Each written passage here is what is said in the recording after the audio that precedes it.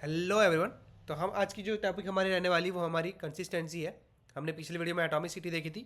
आज उसी का जो नेक्स्ट टॉपिक है हमारा एसिड प्रॉपर्टी का सेकंड जो है, एसिड प्रॉपर्टी का सेकंड जो हमारी सी है, इसको हम पढ़ने वाले हैं। ये हमारी क्या है, कंसिस्टेंसी। आपको यहाँ पे कंसिस्टेंसी से समझ में आ जाएगा कि आप कंसिस्टेंट हो किस चीज़ को लेकर के। जो मतलब आपके पास लेट सपोज कि आपने डेली का रूटीन बनाया हुआ कि 5 AM हमें मॉर्निंग में उठना है, तो आप ये कंसिस्टेंटली लेके चल रहे हो, ठीक है। तो आप समझो कि डेटाबेस में किसी भी तरह का अगर हमारे पास डेटा है, वो हमारी क्या होती है, वो सारी चीज़ों को देखते हुए, इंटीग्रिटी हो जो उसकी, उन सारी चीज़ों को देखते हुए हम देखेंगे कि हमारा डेटा जो है वो कंसिस्टेंट ही कि नहीं। लेट सपोज कि आप एक ट्रांजेक्शन करना चाहते हो जिसमें आपके पास आपके अकाउंट में 1000 रुपीज़ है और आप उसमें से 1500 निकालना चाह रहे हो, तो ये पॉसिबल ही नहीं है, क्योंकि हमें पता है इसका एक कंस्टेंट है कि आपका जो अकाउंट बैलेंस है वो माइनस में नहीं जा सकता, मतलब बिलो जीरो नहीं जा सकता है ना, ये हमें पता है।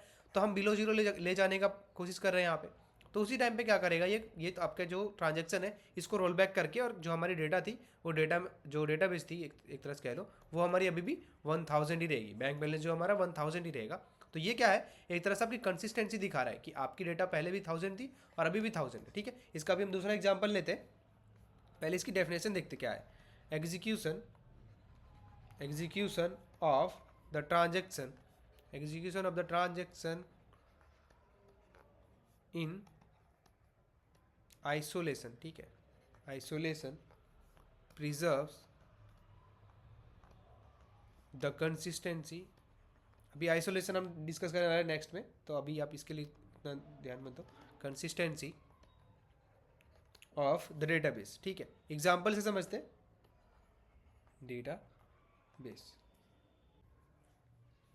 इसका मीनिंग हम एक तरह से लिख सकते हैं कि means before and after the transaction, before and after the transaction database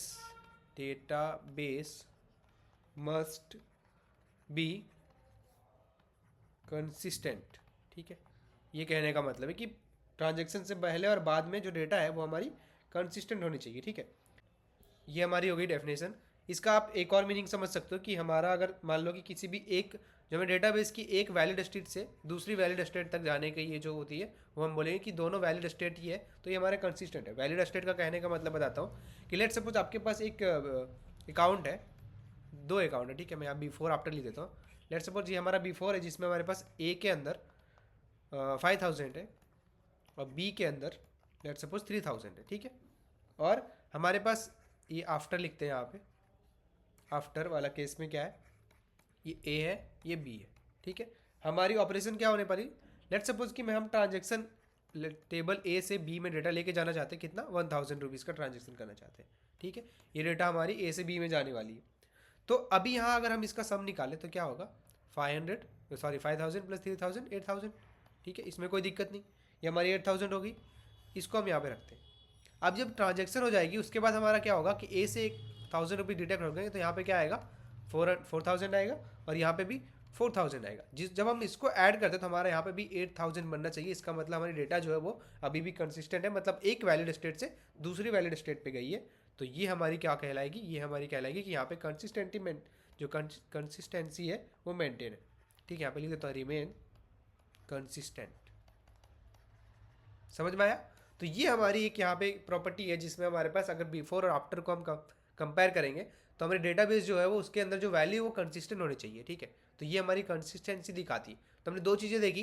पहले तो एटॉमिसिटी, कि हमारे पास अगर कोई भी ट्रांजेक्शन हम शुरू कर रहे हैं तो आइधर वो पूरा का पूरा एग्जीक्यूट हो जाए या तो फिर वो पूरा का पूरा एग्जीक्यूट ना हो, ठीक है। हमारे पास दो ही केस होने चाहिए। और दूसरी हमारी क्या है कि हमारी कंसिस्टेंट होनी चाहिए डेटा, कि अगर हमारे पास हमारे पास डेटाबेस के अंदर 5000 था तो आगे कितने भी ऑपरेशन हो जाए उसके अंदर हमारा दोनों डेटाबेस जो जिसमें हम ट्रांसफ़र कर रहे हैं और जिससे हम ट्रांसफ़र कर रहे हैं उन दोनों का सम सेम होना चाहिए बिफोर और आफ्टर, ठीक है। तो ये हमारी दो चीज़ें इंश्योर करती है। तो इससे क्या होगा कि हमारा ट्रांजेक्शन जो वो और स्ट्रांग होगा। हमारे पास ट्रांजेक्शन फेलियर का बहुत ही कम चांसेस होगा कि हमारा ट्रांजेक्शन से किसी का डेटा का नुकसान हुआ है, ठीक है। तो ये दो प्रॉपर्टी है। ऐसी तरह से हमारे पास और भी आइसोलेशन है और ड्यूरेबिलिटी है। तो नेक्स्ट वीडियो जो आने वाली है उसमें हम आइसोलेशन देखेंगे। अभी के लिए इतना ही, थैंक यू।